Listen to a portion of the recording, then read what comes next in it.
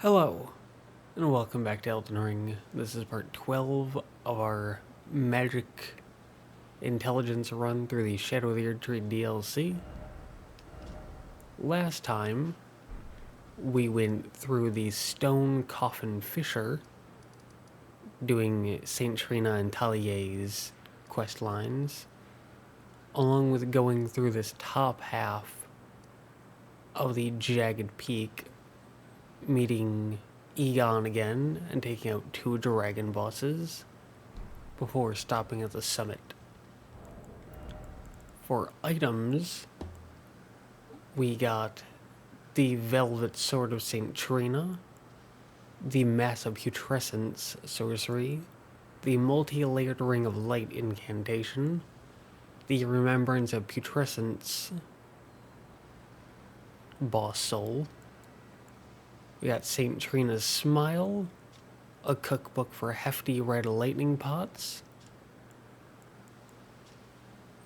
the cookbook for dragon communion flesh, along with 2 ancient somber stones and 2 ancient dragon smithing stones. And we stopped directly before Bayle, which I'm worried about this one because,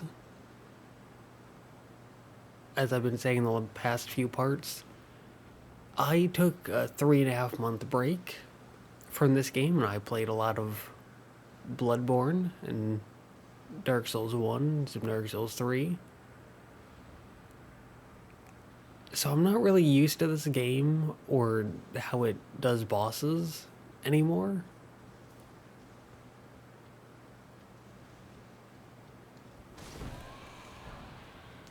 So, I'm a bit worried. Curse you, Bayle! But we have emotional support. I hereby vow you will rue this day. Behold, a true great warrior, and I, Egon, your fears made flesh. Now, yes, I did just take 2 Estus worth of hits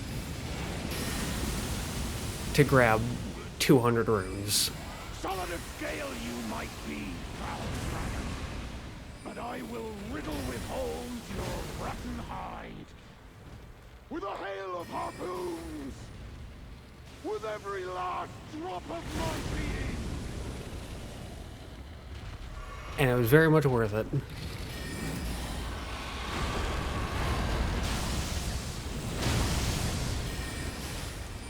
And I would do it again.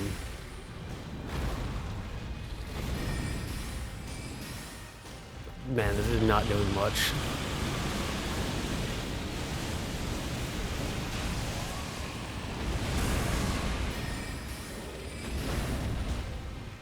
I forget when he talks and when he stops.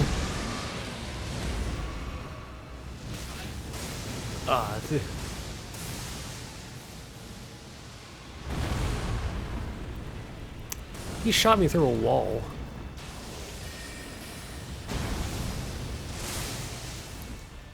And I'm not going to take that as a particularly bad thing, because I do love seeing the game pull little silly things like that. Just letting a boss shoot you through a wall, or someone getting stuck.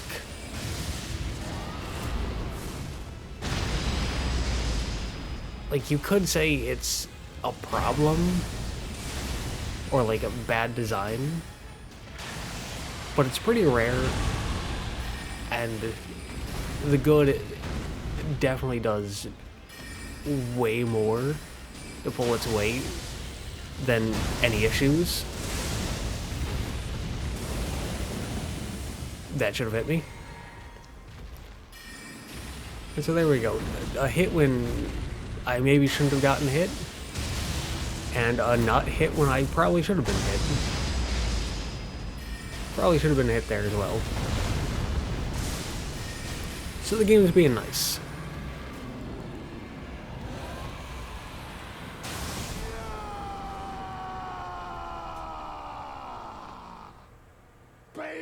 the Dread. You shall haunt me no longer.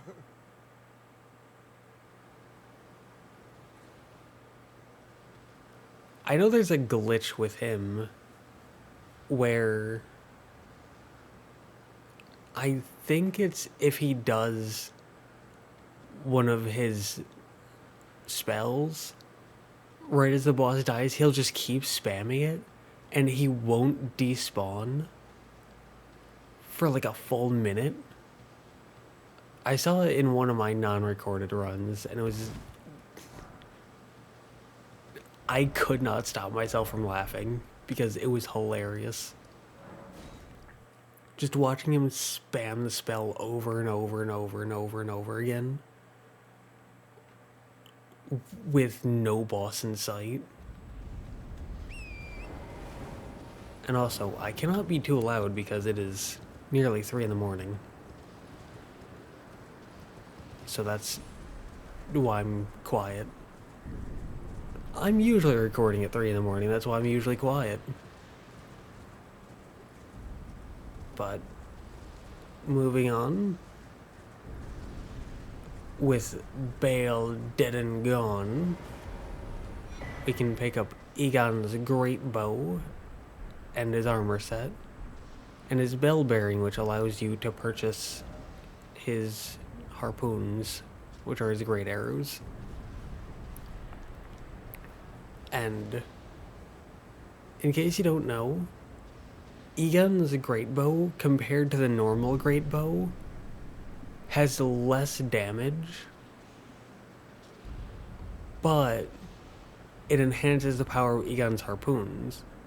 And Egon's harpoons does less damage than the normal great arrow, but does extra damage against dragons. So if you use Egon's great bow and Egon's harpoons, it'll do less damage than the great bow with great arrows. However, if you use Egon's great bow with Egon's harpoons against dragons, they do ever so slightly more damage. So, good against dragons, or worth using against dragons, but other than that, just go with the great bow. Unless you're willing to accept a lower damage.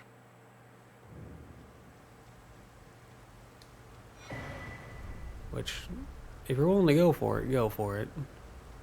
But yeah, here you get the Priestess Heart and the Flowerstone Gavel. And the Priestess Heart is the item that every Souls game has that allows you to turn into a dragon until you die. And here you can use the Heart of Bayle to get one of 2 incantations, though they require lots of arcane. And there's one DLC incantation in terms of like Dragon Communion, but that takes faith in arcane. None of those things are things that we have, so I'm just gonna move on to the Castle Watering Hole, because this leads us down into Recluses River, which is the next area. And sprinkled throughout here, there are some furnace visages, which are useful for the furnace pot. And there are 2 living, like, giant golem furnaces. There's one off to the right, and this one. The one off to the right will get up immediately if you get too close to it. This one, not so much.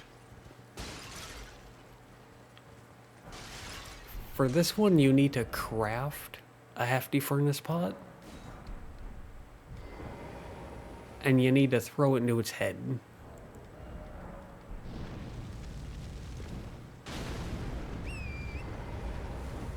and that'll get it to wake up. And that'll get you access into this area, which looks kind of nice. And inside there's a chest with an incantation. Don't get shot by that, because it's not good for your health.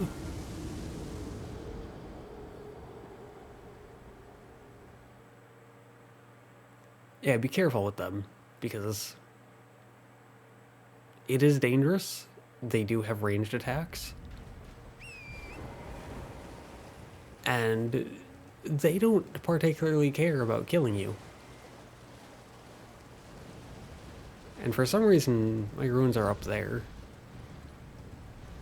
Why my runes are up there instead of at the location I died, I'm not sure. But we can grab them and we can move on. We'll be fine. And there's a certain weapon that you can change there.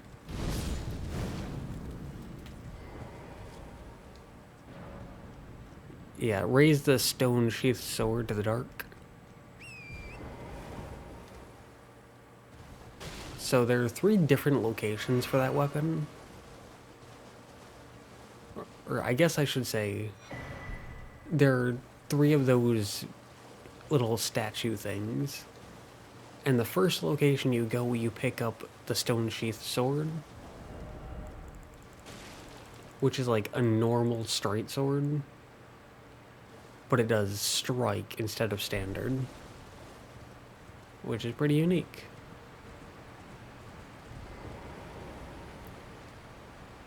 And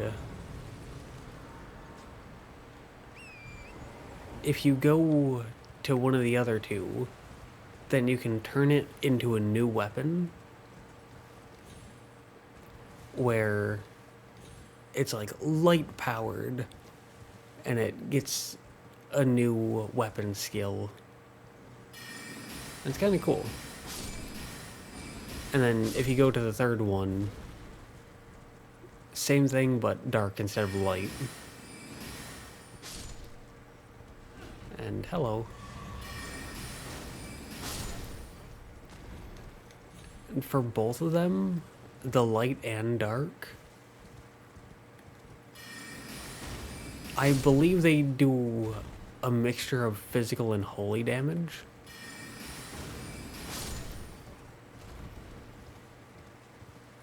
And I don't think you can change it back to the stone sheath sword. I think you can only bounce it between light and dark.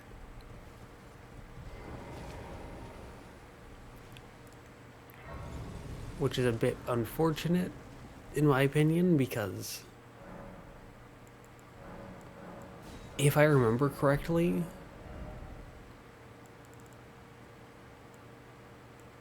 I forget what we upgrade here.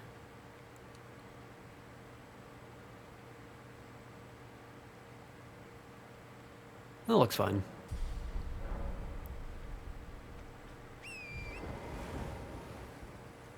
And then there's a thing there.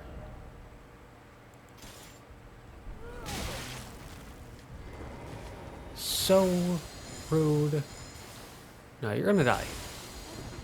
You're gonna die.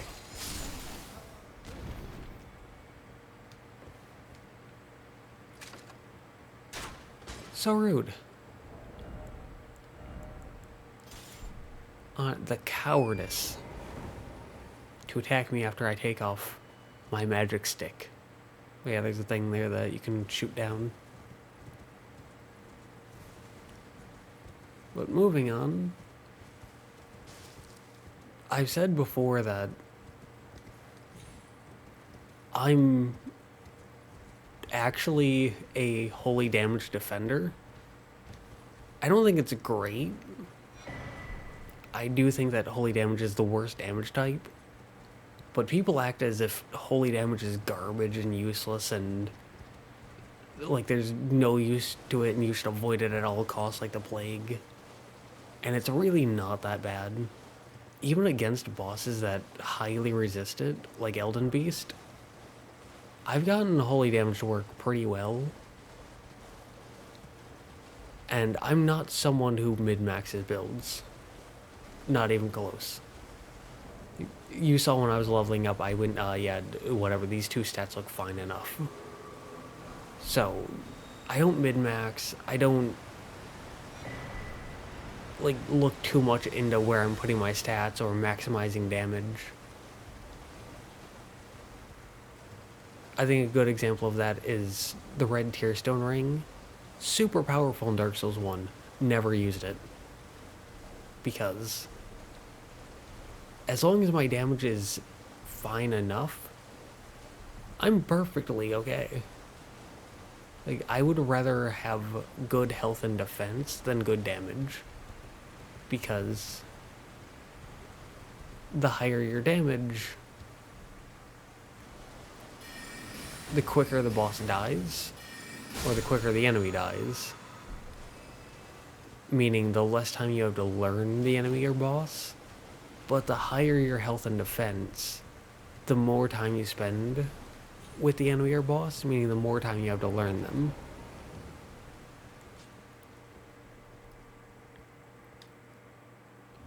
So I generally prefer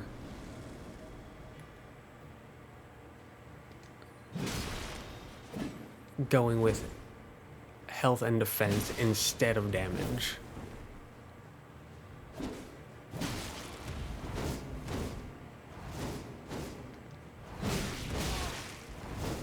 Ow. Okay. Infinite stamina Sammy over here.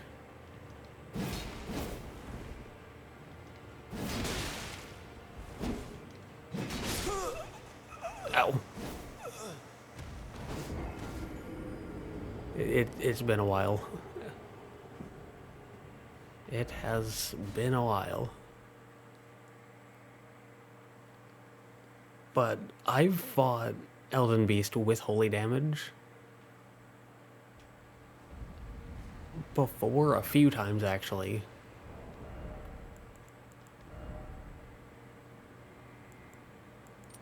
And it's pretty much always been very good.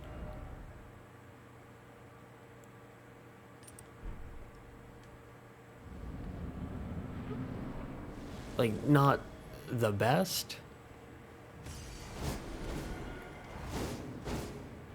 but I've always gotten it to work, and I was never disappointed. I was never let down by the damage.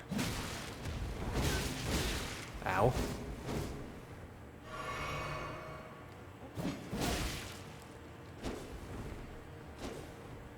I forgot this boss has way more poise than, like, this boss has more poise than, like, some dragons. Yeah, like, that damage right there, I'd consider that damage to be, well, not that attack, because it procced Frostbite, but the normal non-Frostbite proc attacks, I would consider that to be fine. Against Elden Beast, I've had holy builds that have had better damage.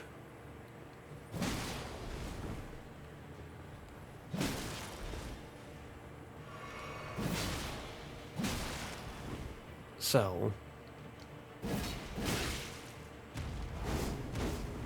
when people complain about holy damage being bad, they're just being babies.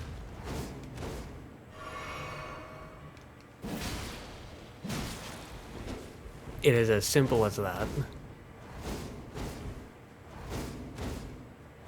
Like, there's nothing more to it. They're just being babies. Or they're just looking at things on paper and going, wow, On paper, they have high resistance.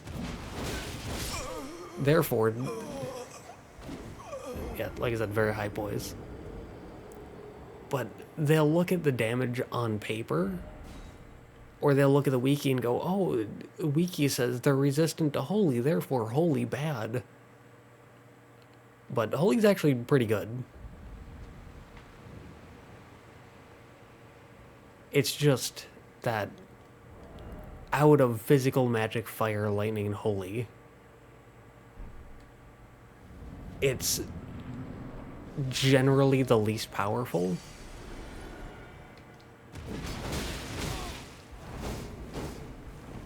Yeah. Look at that.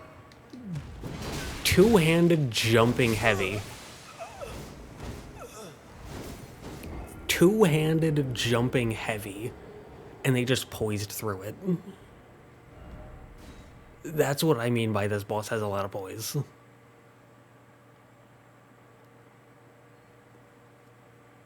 I'm not sure if the full bull goat set gets you that much poise.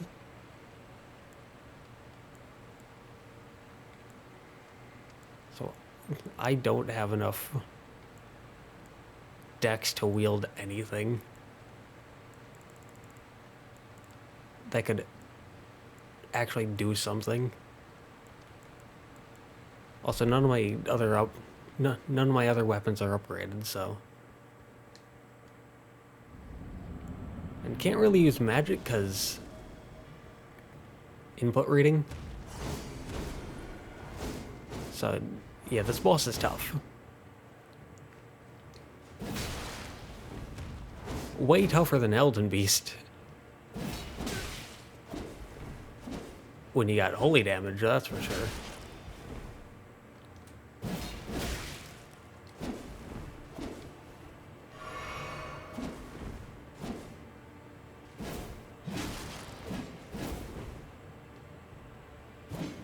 Calm down.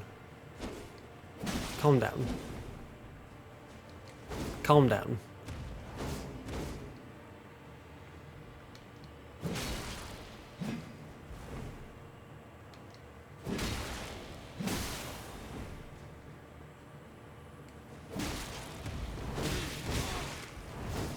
We gotta lock in and actually pay attention, or we'll be here for an entire hour.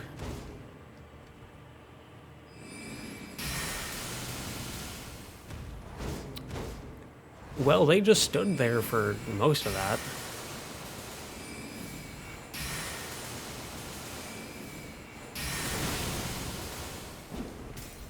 Okay.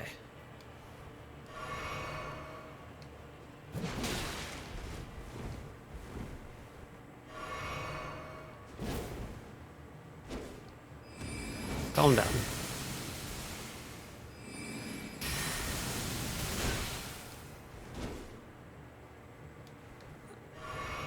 Like I said, this is one of those bosses where you actually need to pay attention. I didn't even have to pay attention for Bayle.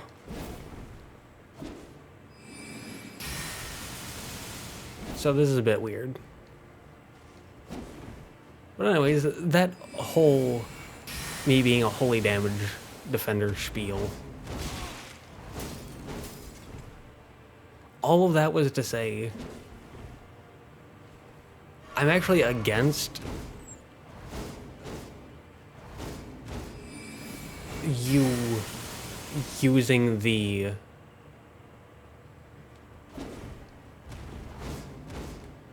like little statue things to move away from the stone sheath sword. Oh.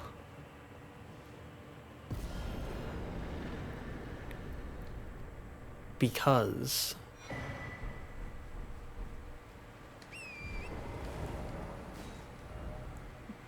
a strike straight sword is unique, whereas the DLC is just absolutely full of holy weapons, or weapons that have holy damage unnecessarily. Like one of Mesmer's twin blades There we go. One of Mesmer's twin blades has holy damage, even though it's from the fire army. So you'd think that it would have fire damage, not holy damage, but nope, it's got holy damage for some reason. So I'm actually against swapping the Stone Sheath Sword for Lighter Darkness, because it goes from something unique to holy damage, which is just too overused, in my opinion. Even though I'm generally a defender of holy damage, it's just used too much. Whereas a strike straight sword, that's unique. And I'd rather stick to the unique thing.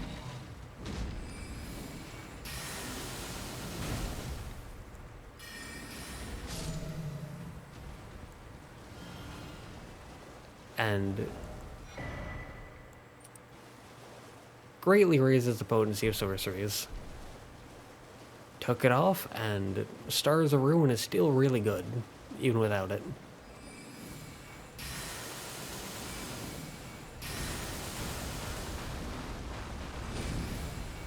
Now, you could say that I have 80 intelligence.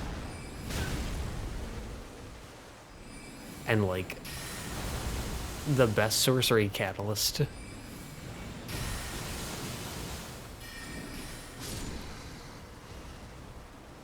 But that's besides the point. This is the end game. I actually consider the DLCs to be post-endgame for the most part, because they tend to be harder than the final boss.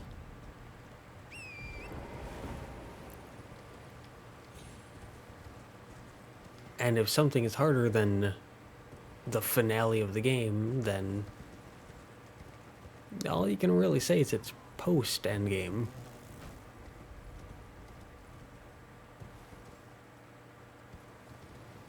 And so that's what I consider the DLCs to be.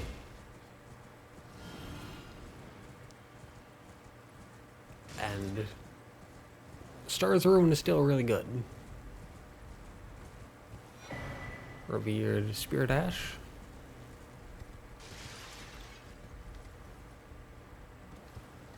I feel like if there wasn't a Revered Spirit Ash here, and you needed, or if you didn't need every single Revered Spirit Ash to fully upgrade your character, no one would go to that Village of Flies after the first run. Because it's one of the very, very, very, very, very few areas that I'm fully willing to just run past.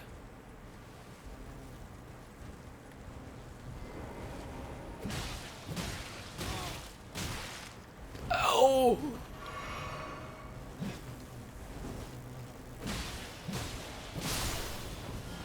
Look at you and your high damage. I say wearing robes and not an actual armor set.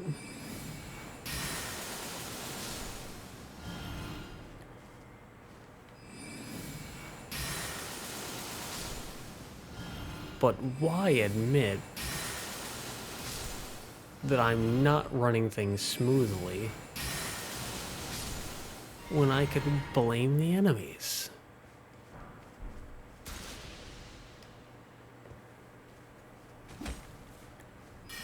It's a genius tactic if you think about it. Just blame everyone else. Like Rakshasa. It definitely wasn't me having pitiful weapons that weren't good for the boss. No, no, no, no, no. It was the poise. It was the poise that was the problem. Which, the boss... I think it's the weapon. I think the weapon gives, like, extra hyper armor. I'm not crazy, I swear. I think the weapon does give extra hyper armor.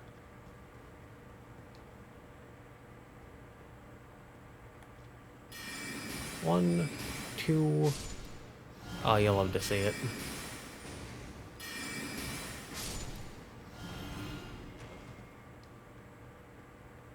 But...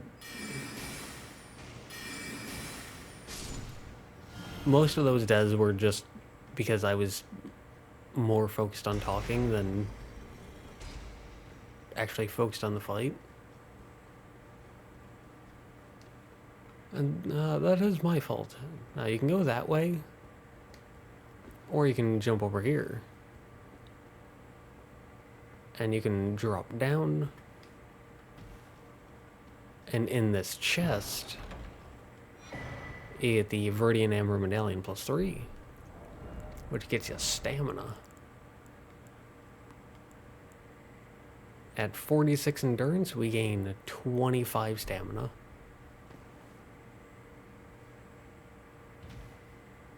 Which is pretty good.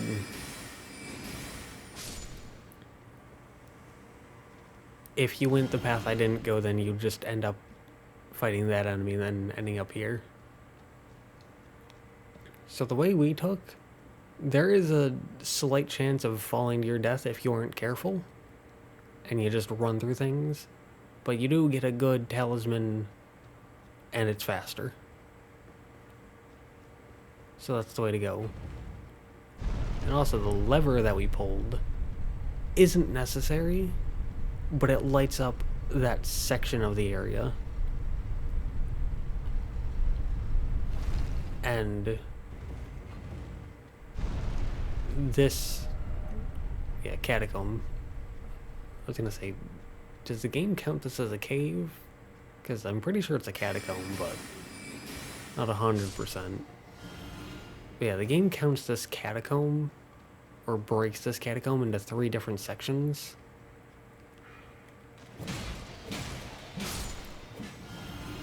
Each with their own lever to add light to the area. And in my initial run, I pulled the levers to light things up, but then I pulled the levers again to make things dark. Because, personally, I prefer how the areas look without the lighting. And whenever I do a non-recorded run, I don't pull the levers. The reason I pull them during these recorded runs is to make things easier for you to see.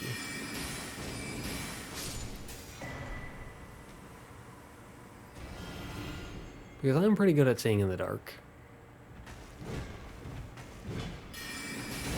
But that doesn't mean you are. So this is like a just in case thing. But I think for the next run, which is probably going to be my final recorded run for the DLCs,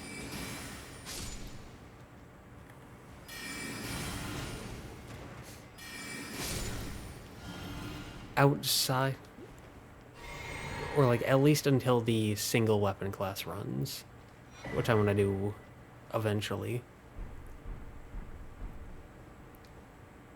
But for that one, which is going to be faith and incantations, I think for that one I'm going to leave the torches off.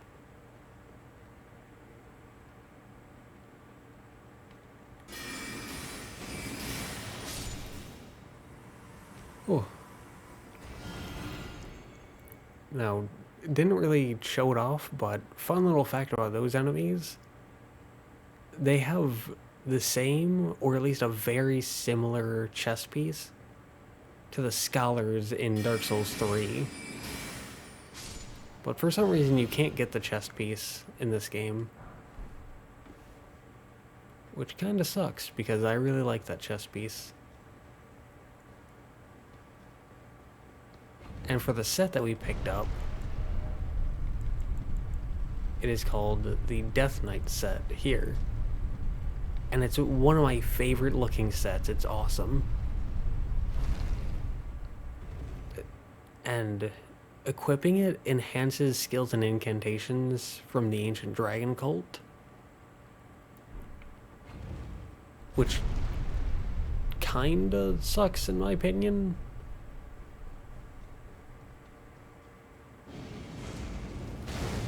Because it's called the Death Knight set. And so I was hoping that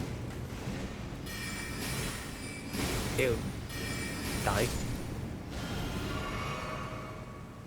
I was hoping that it would enhance death sorceries or death magic, because it's the Death Knight set. And I get why it enhances what it does, because the lore and Godwin and whatnot. But there are so many things that help out. Great Ghost Glover, by the way. But there are so many pieces of equipment that help out Ancient Dragon stuff. And Ancient Dragon stuff is already pretty strong. But there's like nothing to help out death magic. You can drop down there, but it just gets you the big mouth enemies as a Spirit Ash. But there's like nothing to help out death magic, and death magic already really struggles.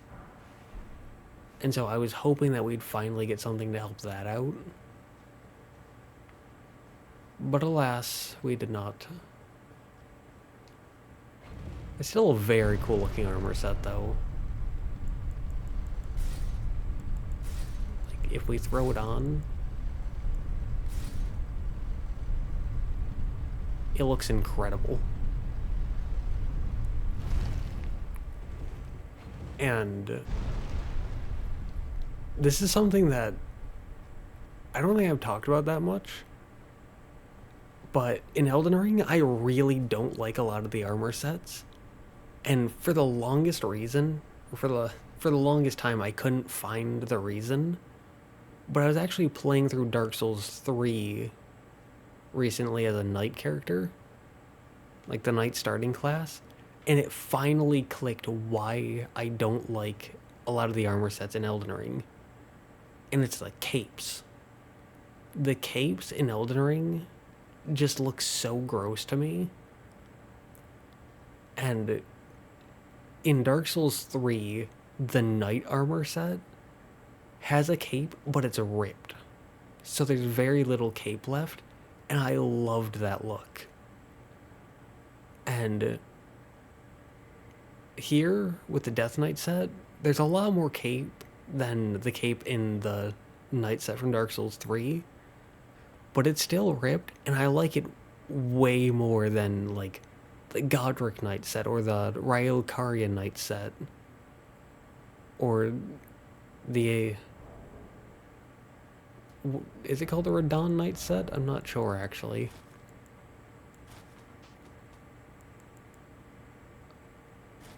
But yeah, just that ripped cape look looks so good. And I like it so much.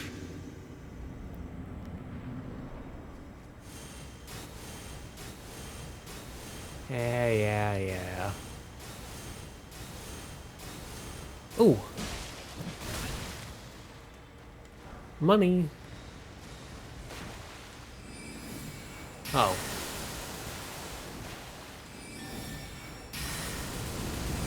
Ow. No. Oh!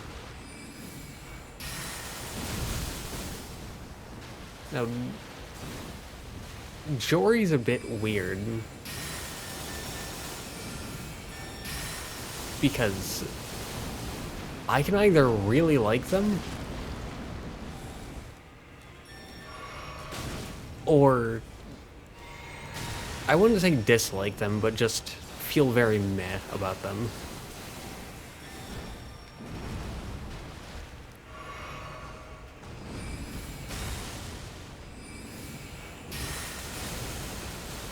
And I found that the main difference between me really liking them and feeling very meh about them just comes down to the summons.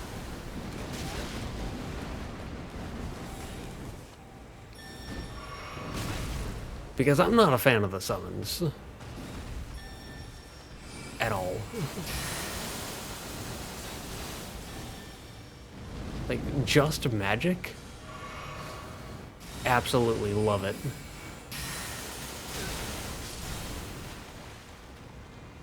Love the magic. I wish that the game went more into magic, actually.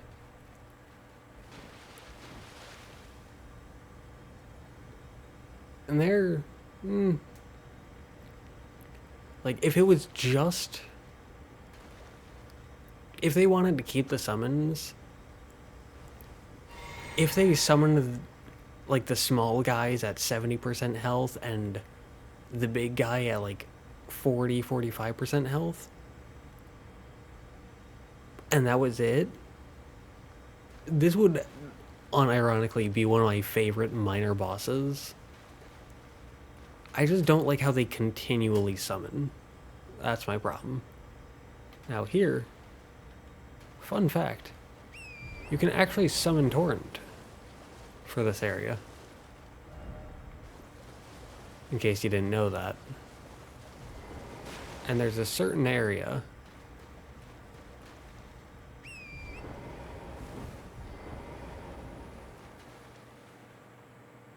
yeah, Spectral Steed is frightened and cannot be summoned.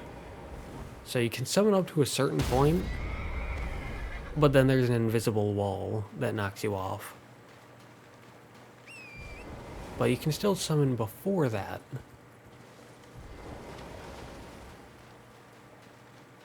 And so you have a small little section where you can run around on your horse. Turn back while you are yet able.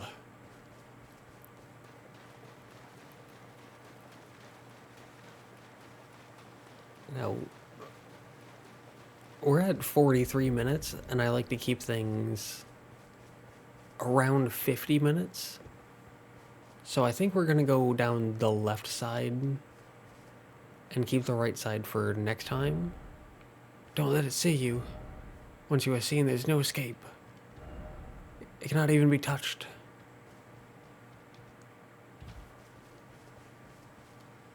Yeah, I think we're going to save that enemy for next time.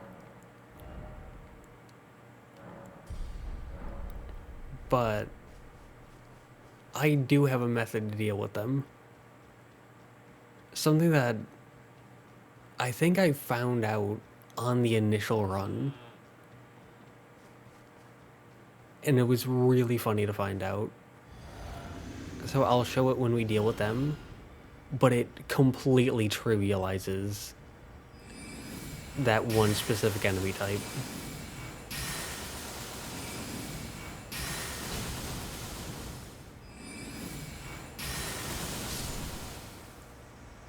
Kind of like how magic trivialized it to this guy.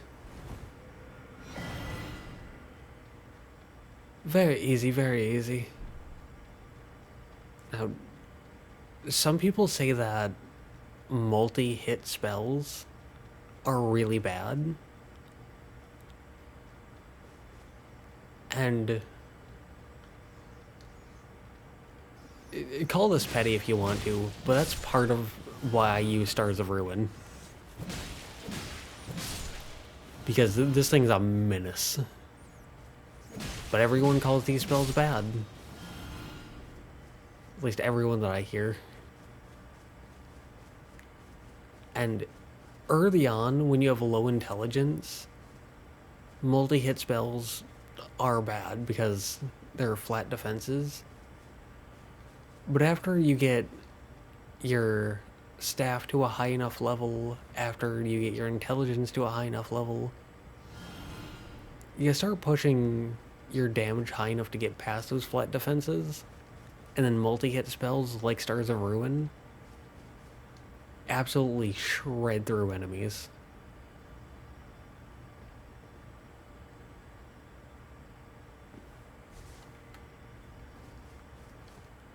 I was about to say, I have no idea if we're going to survive this or not. Like, we could hit the ground and be fine. We could die. Who knows?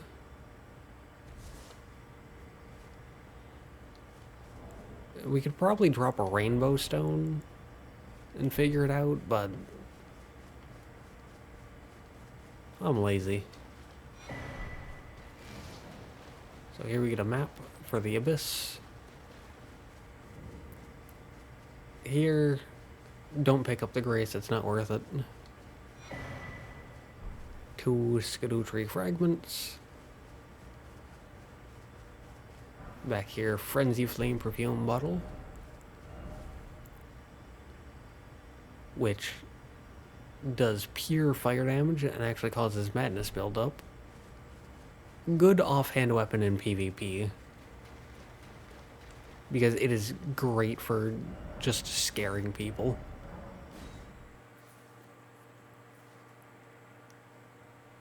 Because Frenzy is so powerful. And now we can head this way.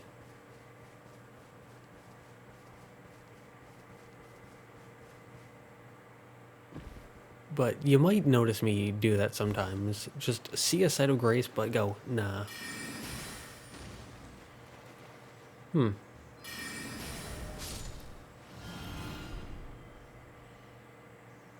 that's unfortunate. Fortunately, this buffs up our magic.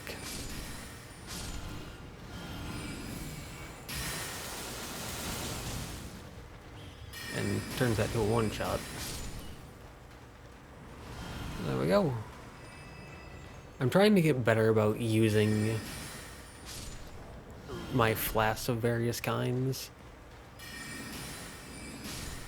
Because I'm so used to health regen builds.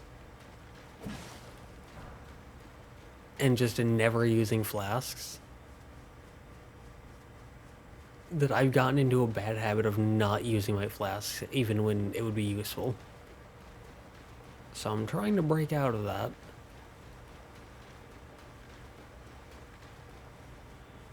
But anyways, yeah, sometimes I'll just see a Site of Grace and go, I'm not grabbing that. And the reason for that is because when are you ever going to visit the abandoned church? Like, you pick up the Skadoo blessings or fragments, you pick up the Frenzy Flame bottle, and you're never going back there again. And so because you're never going back there again, I feel like grabbing that Site of Grace would do nothing but clutter the map.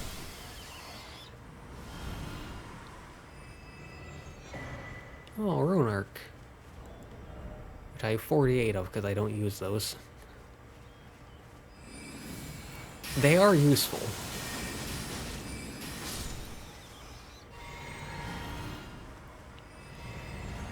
Like, I would suggest using them. It's just that my brain sees rare consumable item and it goes, no. Not allowed. If you use that, you will be shot for your crimes. And so I'm just not allowed to use them.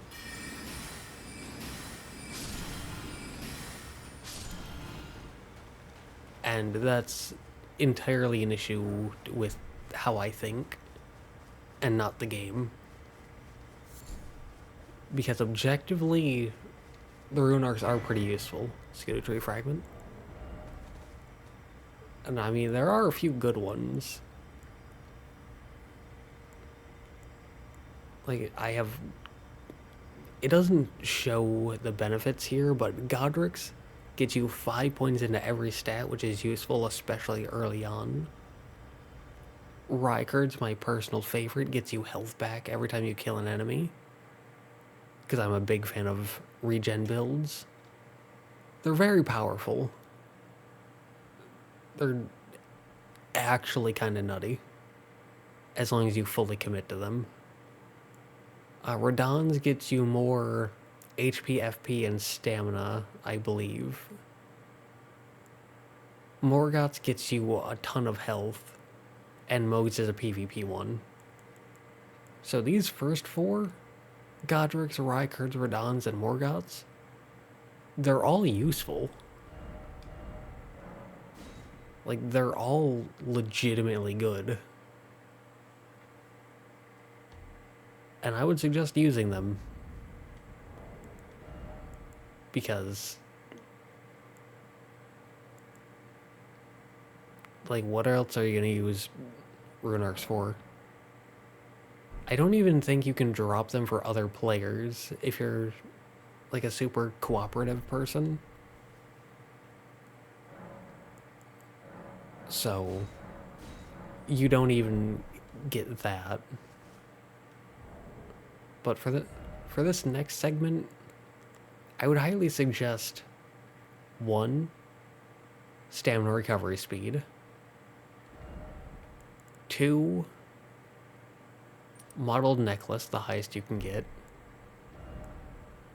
And 3, clarifying horn charm, the highest that you can get.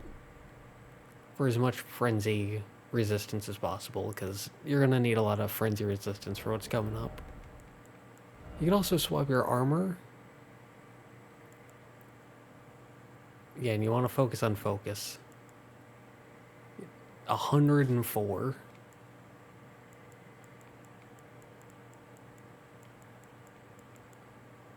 And well, let's just go through all of these quickly.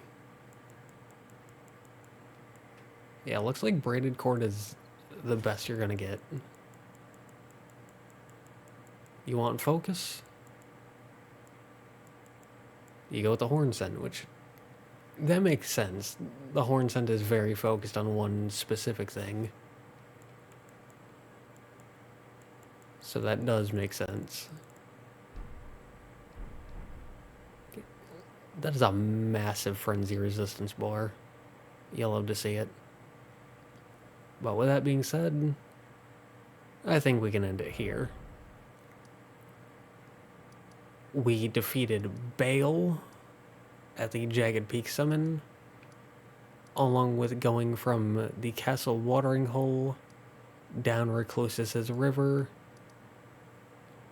getting what I believe is the final nameless mausoleum,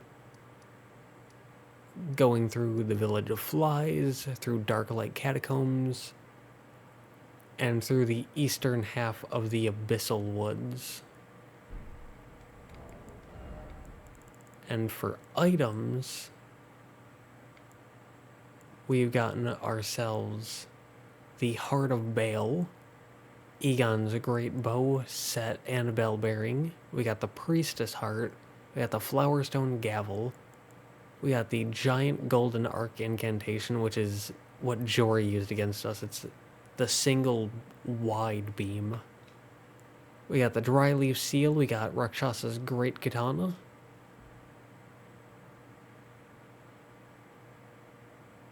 Which, yeah, when attacking, the wielder's less likely to stagger from counterattacks. So I wasn't insane. I was correct in that. I remember that properly. But we also got Rakshas's armor set. We got the Dryleaf armor set, except for the hood, which you get in a different location. We got the Mold Monger's Bell Bearing. for fly mold. We got the Viridian Amber Medallion +3. The Death Knight armor set, which is one of the best looking knight armor sets in Elden Ring, in my opinion. We got a Great Ghost Glowwort. We got the Barbed Staff Spear, the Matting Hand, a map, the Frenzy Flame perfume bottle, and some upgrade materials.